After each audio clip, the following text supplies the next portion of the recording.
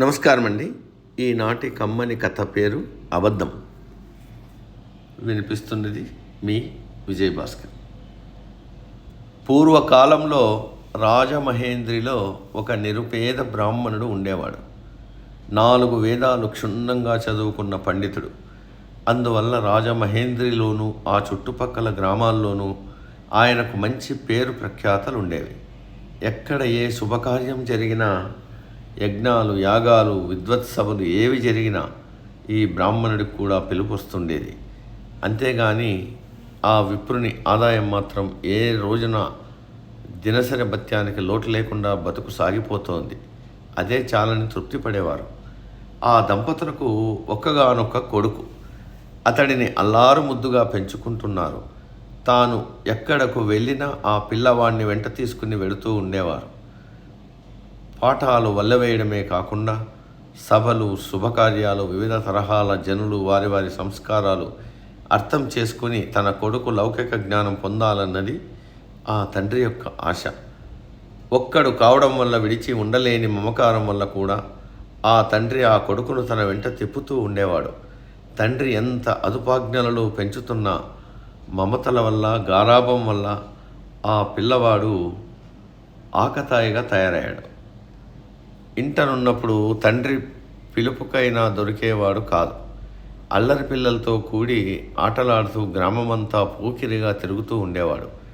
అందువల్ల కూడా ఆ తండ్రి కొడుకును తన వెంట ఉంచుకునేవాడు. రాజమహేంద్రికి 2 క్రోసుల దూరంలో ఉన్న వీరవల్లిలోని ప్రముఖ క్రౌష్టివ్రతం చేసుకుంటూ ఆ విప్రుడికి కూడా కబురు పెట్టాడు. విప్రుడు తన కుమారుణ్ణి తీసుకుని వీరవల్లి కాలినడకన బయలుదేరాడు. సమయానికి ఆ గ్రామం చేరుకుని క్రౌష్టి ఇచ్చిన సంభావన, స్వయం పాకం అందుకుని తన గ్రామానికి తిరుముఖం పట్టాడు. సాయం సమయం కావడం వల్ల అరణ్య మార్గం అయినందువల్ల తొందరగా ఇల్లు చేరుకోవాలని విప్రుడు వేగంగా నడవసాగాడు. పిల్లవాడు తండ్రితో సమంగా నడవలేక వెనకబడిపోవడం వల్ల తండ్రి హెచ్చరిస్తూ, పిలుస్తూ, ఆగుతూ నడుస్తున్నాడు. అంతలో ఆ కుర్రాడికి ఒక ఆలోచన కలిగింది. తండ్రి తన కోసమని ఆగుతున్నాడే కానీ వెనకకు రావడం లేదు. వెనక్కు వస్తాడో రాడో చూడాలని ఆకతాయితనంగా ఆలోచించాడు. నాన్న పులి అంటూ గావుకేక పెట్టాడు. ముందు నడిచి వెళ్తున్న తండ్రి గుండెలు గొబ్బేలుమన్నాయి. పరుగు పరుగున వెనక్కు కొడుకు దగ్గరకు వచ్చాడు. రొప్పుతున్న తండ్రిని చూసి విజయగర్వంతో నవ్వాడు. కొడుకును చెంత చేర్చుకుని అలా అనకూడదు, అబద్ధమాడితే అనర్థం కలుగుతుందని చెప్పి వెంటబెట్టుకుని ముందుకు బయలుదేరాడు. మరికొంత దూరం పోయేసరికి కొడుకు మళ్ళీ వెనకబడ్డాడు. మళ్ళీ తండ్రిని ఆట పట్టించాలని నాన్న పులి అంటూ కేక పెట్టాడు.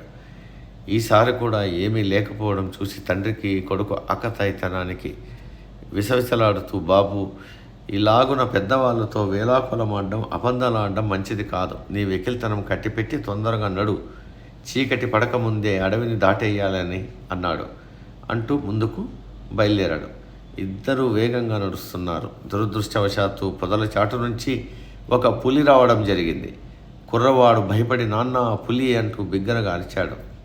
తండ్రి కుర్రవాడికి వెటకారం తగ్గలేదనుకుని చాలుగాని తొందరగా రా అంటూ ముందుకు సాగిపోయాడు. ఆ పులి వచ్చి పిల్లవాడి మీద పడింది. నాన్న పులి నిజంగానే వచ్చింది, నన్ను చంపేస్తోంది, రక్షించు నాన్న పులి అంటూ అరిచాడు. తండ్రి పులి లేదు, గీలి లేదు, అల్లరి మాని తొందరగా రా అన్నాడు.